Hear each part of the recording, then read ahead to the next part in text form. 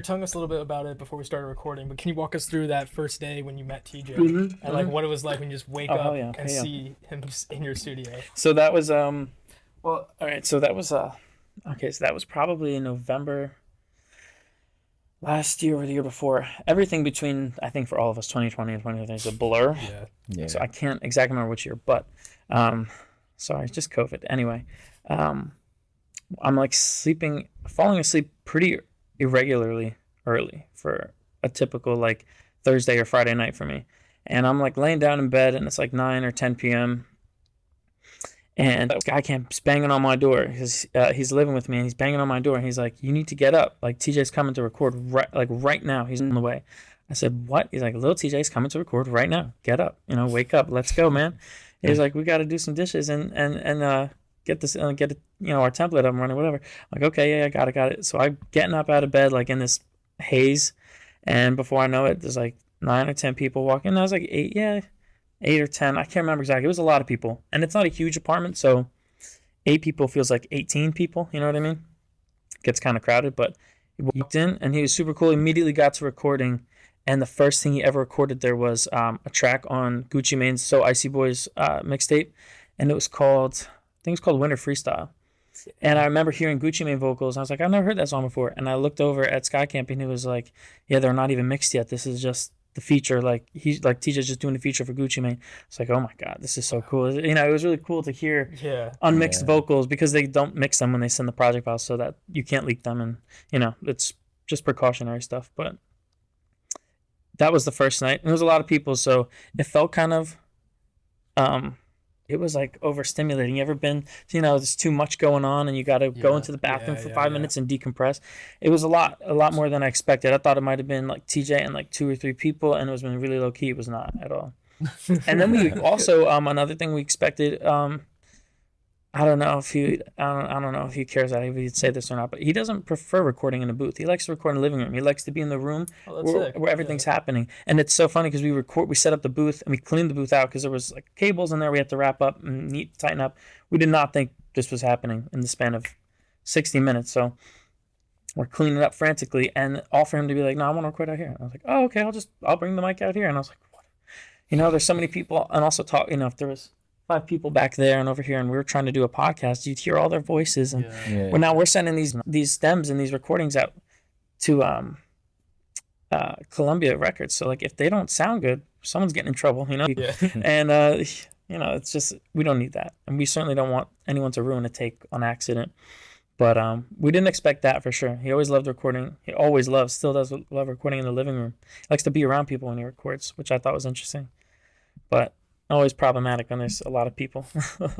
That's so cool that he's like still like that chill about it, even though he's Yeah. been doing this for like a lot of years now. It's Yeah, been a while 'cause- he's in the game. Yeah, he kind of really popped off when he's young, and I wasn't necessarily a huge TJ fan growing up because I'm only 2 or 3 years older. I think he's now I think 22, and he just turned 22 as of a month ago, I think. And I'm 24, and I just turned 24. So I think there's a like almost perfect 2-year age gap. But I forget very often that he was popping off by the time he was 16.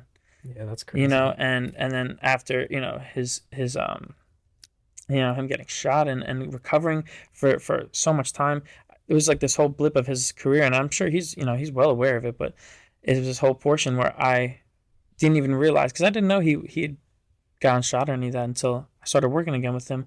Like when he started working with us, really.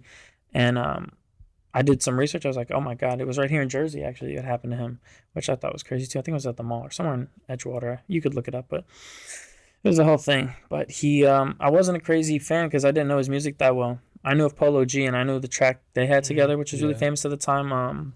Pop out. Yeah. That song was really popular at the time I was in high school, and I knew that song. But other than that, I wasn't familiar with TJ or his work, or even Polo G for that matter. It was just that song. It was like he went to a party or like on the radio, it was playing. It was really popular, so that was cool. But never in my life did I think, I don't know, high school, if that was 2017, it's 20, I don't know, it's on 8, however many years later, I don't want to do the math, however many years later, I'd be working with him, like in the room with him, sitting, listening to his project, giving like some input, and just sitting there, listening to unreleased music with him. It was definitely It felt kind of surreal for a little bit, but it's cool. It's just part of it. When I do the same thing with my own music, but I'm not gaining millions and millions and millions of streams when I drop an album. Not yet. No, not yet. But it's cool to see how the process isn't very different from the way an underground artist treats his or her music, and it's kind of relieving to know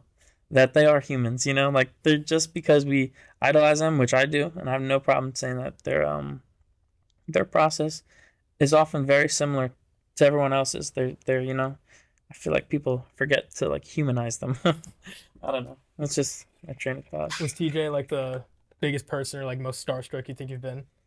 Definitely working with someone probably. It's funny too because at first I wasn't even aware. Like when the first day he came, I wasn't aware of where he would sit if he dropped music. And he drops 222 just a week or two ago, and now he's charting like crazy. I didn't know the pull he had. Of course, I did my research on him, but I had no idea. Like, I don't know. I was oblivious. I should have done more research. But no, I didn't even want to. I was really just there to be with him and be with his team and with Skycamp. And again, if it weren't for Skycamp, none of this would have happened. So I have to shout him out, follow him everywhere, and go look up his work. We made music together, but he's a great engineer, and he's the reason I had this. So I have to give him credit. I have to. Skycamp, man. Yeah. Skycamp. How was kind of like, I remember we were kind of talking about this off air, but like, how was the whole process of Lil Tjay coming and like that whole celebrity staff? When he would go down to get pizza, everyone would have to go with him. So how was kind of that experience like? Because meeting someone like a celebrity, it's like kind of hard to do everyday tasks that you would normally do with for sure. I will say, like, I have one good memory of when he literally went to get, I think it was to get a slice, and it was only it's a 1 block walk, and this is, I don't know, maybe midnight on a Thursday. We live in like we recognized kind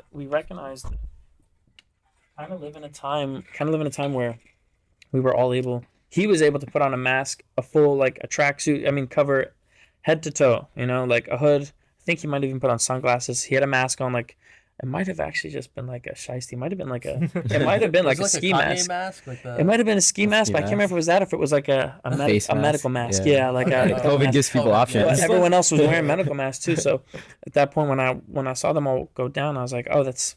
Or when they came up with it, at least I realized they were all covered up. Because I actually, when they walked in the apartment, I couldn't tell who was who. I had no idea who I was looking at that time. When they walked upstairs, I was like, until they took their hoods off, and I was like, oh yeah, I was like, oh man, who's who? Because his security will wear masks too. Everyone will. They'll all just cover up, avoid at all costs. And I don't know. It is weird, but I've even had moments though where it's so funny. Skycamp, like I've had times where it was just me and him going out to get a slice somewhere. Like I swear, just to go get pizza on a random weekday at night. Like, that's Skycamp. We turn around and we don't know if it's a threat or if they're happy to see it. We don't know, like, you know what I mean? Or like, should we put like, are we about to get hit right now or whatever? That's happened once or twice, and I don't know. It's always a weird feeling, but you look back on it, it's always funny. Yeah, you hear someone in the back of the line like, yo, that's Skycamp. You don't know if it's like, yo, that's Skycamp. Look at the picture. Yo, that's Skycamp. I'm sitting there like, dude, do we need to get out of here?